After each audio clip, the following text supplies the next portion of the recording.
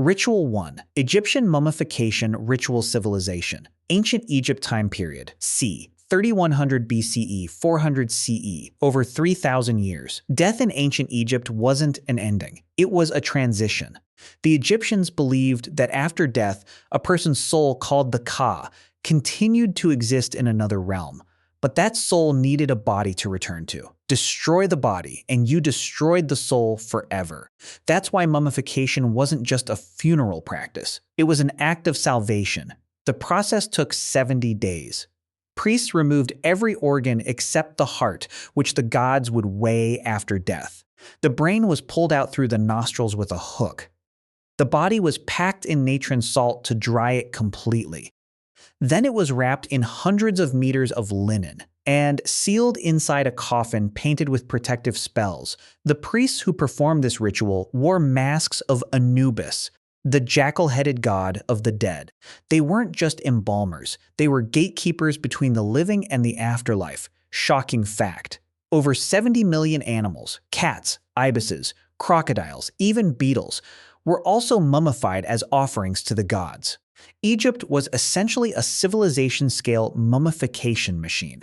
Ritual 2. Mayan Bloodletting Ritual Civilization. Ancient Maya time period. C. 250 to 900 CE, Classic Maya period. In the steaming jungles of Central America, the Maya believed something both terrifying and beautiful, that the gods had sacrificed their own blood to create humanity, which meant humanity owed a debt, and that debt had to be repaid in blood. Bloodletting was not a punishment. It was an honor. Mayan kings, priests, and nobles would pierce their own bodies, tongues, earlobes, and other sensitive areas, using obsidian blades, stingray spines, or knotted cords. The blood was collected on strips of paper and burned as an offering, sending the blood up to the gods through smoke. But here's what makes this ritual extraordinary. When enough blood was offered, the priests believed they would enter a trance state and receive visions directly from the divine. The blood didn't just feed the gods. It opened a door between worlds. Carvings found at sites like Yaxchilan show Maya queens pulling thorned ropes through their tongues, smiling. Shocking fact. Maya rulers performed bloodletting before every major political decision. Wars, alliances, the crowning of kings. Blood was literally the currency of power. Ritual 3. Aztec Sun Sacrifice Ritual Civilization. Aztec Empire, Mexico. Time period. C. 1300 to 1521 CE. If the Mayan bloodletting was intimate, the Aztec Sun Sacrifice was epic in scale. The Aztecs believed they were living in the fifth and final age of the world. The 4 previous suns, 4 previous worlds, had all been destroyed. This one would survive only as long as the sun god Huitzilopochtli was fed. And what did the sun god eat? Human hearts. At the top of the Templo Mayor in Tenochtitlan, modern-day Mexico City, priests performed what they called Nextlahualli, the debt payment. A captive warrior, chosen for his courage, was laid across a curved stone. In a matter of seconds, a priest used an obsidian blade to open the chest and lift the heart, still beating, toward the sky. This wasn't seen as cruelty. The sacrificed warrior became divine, transformed into a companion of the sun, flying through the sky for eternity. The Aztecs performed thousands of these sacrifices per year. On the dedication of the Templo Mayor alone, historians estimate up to 20,000 people were sacrificed over 4 days. Shocking fact. The warriors who were sacrificed were often treated like honored guests beforehand, given fine food, clothing, and celebration for an entire year before the ceremony.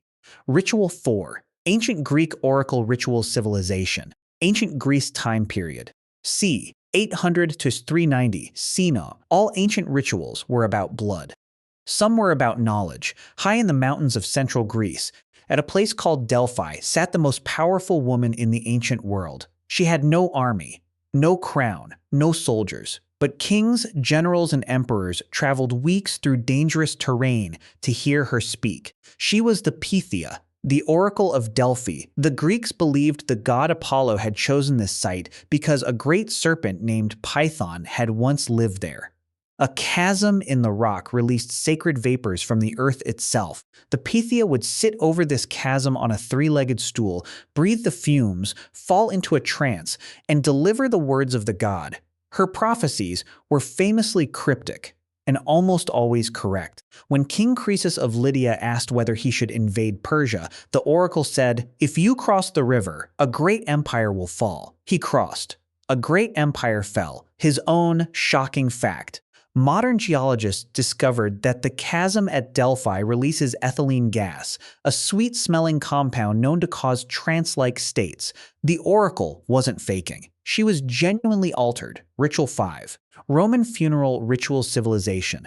Ancient Rome time period. c. 700 BCE, 400 C. Rome was the most powerful empire the Western world had ever seen, and even Romans were terrified of death done wrong. Roman funeral rituals were intensely structured because a botched burial didn't just dishonor the dead, it released them.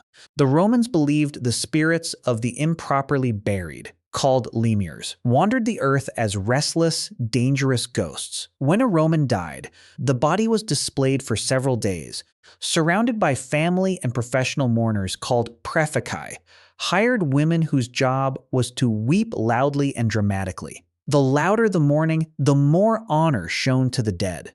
Then came the procession, a public parade through the city streets, with musicians, more mourners, and men wearing the ancestor masks of the family's famous dead. The whole city watched. Death was not private. It was a civic event. After cremation or burial, a feast was held at the grave, the Silicernium, where food and wine were shared with the deceased, believed to still be present in spirit. Shocking fact. Wealthy Romans would pay monthly fees to funeral clubs while still alive, ensuring a proper burial. It was essentially ancient death insurance. Ritual 6. Viking burial ritual civilization. Norse Scandinavia. Time period. c. 793 to 1100 CE. If the Romans feared a bad death, the Vikings gloried in a great one. For the Norse, how you died determined where you went. Warriors who fell in battle were chosen by the Valkyries, divine shield maidens, and carried to Valhalla, the Hall of the Slain, where they would feast with Odin until the final battle of the world. But even those who didn't die in battle deserved a warrior's send-off. Viking chieftains were often buried in their ships. The vessel that had carried them through life would carry them to the next world. Ibn Fadlan, an Arab traveler who witnessed a Viking ship burial in 922 CE, described it in chilling detail. The chief was dressed in his finest clothes, seated aboard the ship with food, weapons, sacrificed animals, and in some cases, a slave woman who had chosen to accompany him voluntarily into death. The ship was then set alight on the water, or buried beneath a mound, so that the chief entered the afterlife in full Viking style, aflame and sailing. Shocking fact. The Oseberg ship burial in Norway, discovered in 1904, contained 2 women, a cart, 4 sleds, 15 horses, 6 dogs, and hundreds of artifacts. It is one of the finest Viking artifacts ever found. Ritual 7. Celtic Druid ritual civilization. Celtic peoples. Britain, Gaul, Ireland. Time period. c. 600 BCE, 200 CE. They left no written records. Everything we know about them was written by their enemies. The Druids were the priests, judges, astronomers, and philosophers of the Celtic world. Julius Caesar, who was trying to conquer them, wrote that they could study for 20 years before completing their training, memorizing vast libraries of sacred knowledge without ever writing a word down. They believed writing weakened the mind. Their most sacred ritual was Samhain, held on the night we now call Halloween. The Celts believed that on this one night each year, the boundary between the living and the dead dissolved completely. The dead walked among the living. Spirits crossed over freely in both directions. Druids would light enormous bonfires on hilltops and perform sacrifices, animal, and according to Roman sources, sometimes human, to appease the dark forces that roamed freely that night. They also conducted rituals in sacred groves called nematon, where they honored the natural world as divine. Oak trees and mistletoe were considered especially sacred. Mistletoe cut from an oak with a golden sickle was believed to be a near-magical healing substance. Shocking fact. Modern genetic analysis of bog bodies, preserved human remains found in peat bogs across northern Europe, suggests many were ritually sacrificed, killed in multiple ways simultaneously, a practice some historians call overkill, possibly to send offerings to multiple gods at once. Ritual 8. Ancient Chinese ancestor worship civilization, ancient and imperial China time period, c. 1600 BCE, present day, Shang dynasty onward. Not every ancient ritual was about gods far away in the sky. Some were about the ones closest to you. In ancient China, the dead did not leave. They remained, present, watchful, powerful. Ancestors were not merely remembered. They were consulted. They could bless their descendants with good harvests, healthy children, and success in battle. Or, if neglected, they could bring illness, disaster, and ruin. The Shang dynasty rulers, among the earliest Chinese kings, performed elaborate divination rituals using oracle bones. Questions were carved into ox shoulder blades or turtle shells, then held over flame until they cracked. The pattern of the cracks revealed the ancestor's answer. Offerings were central to this relationship. Food, wine, silk, incense, and eventually paper models of houses, servants, and money all burned so the smoke could carry them to the spirit world. Shocking fact. The oracle bones of the Shang dynasty contain some of the earliest examples of Chinese writing ever discovered, meaning the first Chinese script was developed specifically to communicate with the dead. Ritual 9. Mesopotamian temple ritual civilization, Sumerians, Babylonians, Assyrians, modern Iraq, time period, c. 3500 to 539 BCE. In the river valleys of modern Iraq, between the Tigris and Euphrates, the world's first cities were born, and in those cities rose the world's first temples, massive stepped pyramids called ziggurats, visible for miles across the flat plains. These temples were not built for humans to worship in. They were built for gods to live in. The Mesopotamians believed their gods were literally present in the divine statues housed in the innermost sanctuaries. Every day, the statue gods were woken up, washed, dressed in fine linen, fed 3 elaborate meals, entertained with music, and put to sleep at night. These weren't symbolic acts. The priests truly believed they were caring for a living divine being.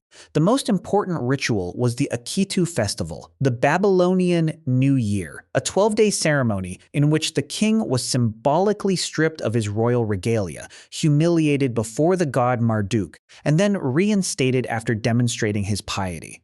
It was an annual reminder that no human was above the gods. Shocking fact. The daily menu for the god Marduk at Babylon included dozens of loaves of bread, hundreds of liters of beer, sheep, fish, birds, dairy, and fresh vegetables, all prepared by specialized temple priests who ran what was essentially the world's first bureaucratic catering operation. Ritual 10. Hindu Vedic fire rituals, Yagna civilization, ancient India, Vedic civilization, time period, c. 1500 BCE in northern India. As early as 1500 BCE, priests called Brahmanas were performing what they believed to be the most precise ritual act in human history. One mistake, a mispronounced syllable, a misplaced offering, could invalidate the entire ceremony. Or worse, reverse its effects. This was the yagna, the sacred fire ritual. Fire, in Vedic belief, was not just an element. It was the god Agni himself, the divine messenger who carried offerings from humans to the gods.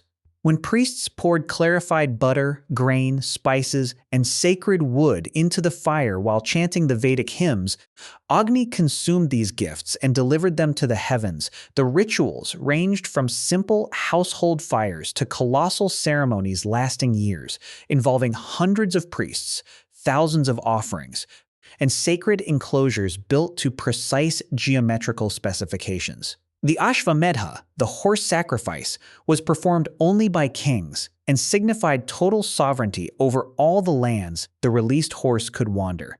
Shocking fact, the Vedic hymns used in these rituals are among the oldest religious texts still used in the world today. When a Hindu priest chants the Rig Veda at a modern ceremony, he is performing words that are nearly 3,500 years old. Ritual 11. Japanese Shinto Purification Rituals. Misogi and Hare. Civilization. Ancient Japan time period. c. 300 BCE, present-day most rituals in the ancient world were about appeasing the gods. Shinto rituals were about something quieter and perhaps more profound.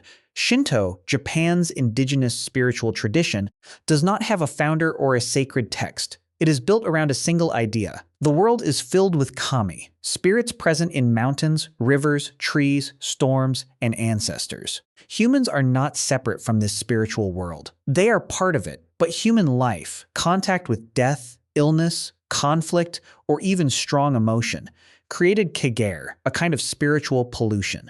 This pollution needed to be removed through ritual purification, called harai. The most dramatic form was misogi, ritual bathing in cold, flowing water, often beneath a waterfall, while chanting sacred prayers. The water didn't just clean the body, it restored the soul's natural purity. Shinto priests still perform oharai, mass purification ceremonies, twice a year across Japan, reciting ancient prayers to cleanse the entire nation of accumulated spiritual pollution. Shocking fact. The Ise Grand Shrine, Japan's most sacred Shinto site, has been ritually demolished and completely rebuilt every 20 years for over 300 years. A ritual of renewal that ensures the sacred space never grows old or impure.